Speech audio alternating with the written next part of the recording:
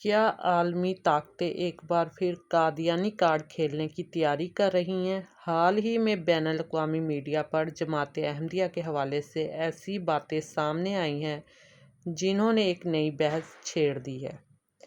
کیا آپ نے کبھی سوچا ہے کہ مسلم دنیا کے ساتھ گزشتہ 36 سالوں سے کون سا خطرناک کھیل کھیلا جا رہا ہے؟ ہم اکثر یہ سمجھتے تھے کہ شاید صرف ہمارے مقامی سیاستدان یا چند مخالفت پارٹیاں ہی مخصوص لوگوں میں سے ہیں جو قادیانی کارڈ کھیلتی ہیں، لیکن اب یہ معاملہ بین الاقوامی میڈیا تک بھی پہنچ چکا ہے۔ سوال یہ ہے، کیا واقعی عرب ممالک کو ایک ایسی سوچی سمجھی حکمت عملی کے تحت دھوکے میں رکھا گیا ہے؟ کیا عالمی طاقتیں اپنے مفادات کے لیے ایک بڑی جیو پولیٹیکل گیم کھیل رہی ہیں؟ آج کی اس ویڈیو میں ہم انہی اہم سوالات اور انکشافات کا جائزہ لیں گے جو سوشل میڈیا اور عالمی میڈیا میں تیزی سے زیر بحث ہیں۔ بین الاقوامی میڈیا پر جماعت احمدیہ کے حوالے سے ایسی باتیں سامنے آئیں جنہوں نے ایک نئی بحث چھیڑ دی۔ آخر کیوں اچانک عالمی میڈیا پر قادیانیوں کے حق میں مہم چلائی جا رہی ہے؟ کیا اس کے پیچھے 36 سالہ کوئی پرانا منصوبہ ہے؟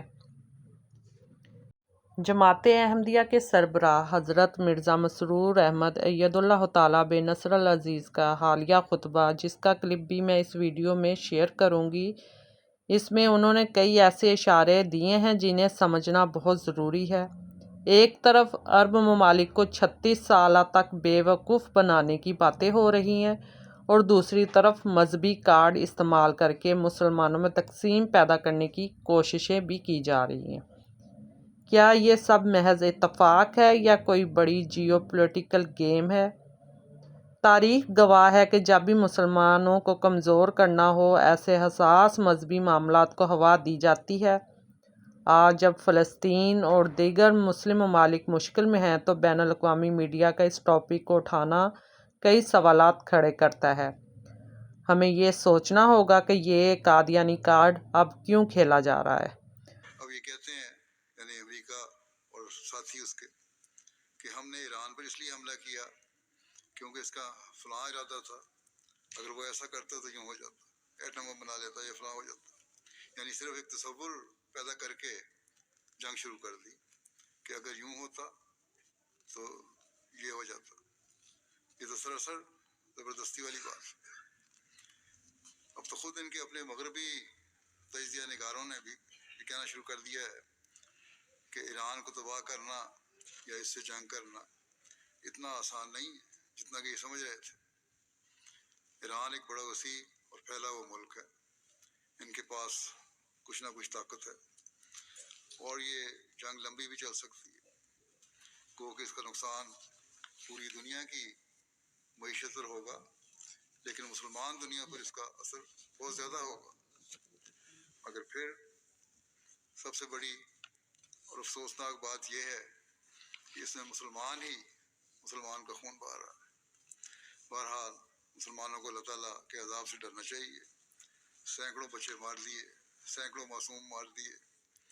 اگر مغربی ممالک کی طرف دیکھیں تو وہاں کے کالم نگار یہ لکھنے لگ گئے ہیں کہ اگر اسرائیل یا امریکہ میں یا کسی بھی مغربی ملک میں حملہ ہو اور ہمارے چند بچے مارے جائیں تو اخبارات میں کالم پر کالم لکھے جاتے ہیں اور کئی کئی دن لکھتے چلے جائیں گے، لیکن یہاں ایک اسکول پر بمباری کر کے سینکڑوں بچے مار دیے، مگر وہاں کوئی کچھ کہنے والا نہیں۔ پہلے فلسطین میں یہ حال کیا اور اب ایران میں بھی یہی کچھ ہو رہا ہے۔ ایسا معلوم ہوتا ہے کہ ان کے نزدیک مسلمان کی جان کی کوئی اہمیت نہیں ہے۔ بہرحال اللہ تعالیٰ مسلمانوں کو عقل دے کہ وہ عقل سے کام لیں، آپس میں مل بیٹھ کر مسائل حل کرنے کی کوشش کریں۔ جب وہ توحید کا دعویٰ کرنے والے ہیں تو انہیں توحید و قیام کے لیے ایک ہونا چاہیے۔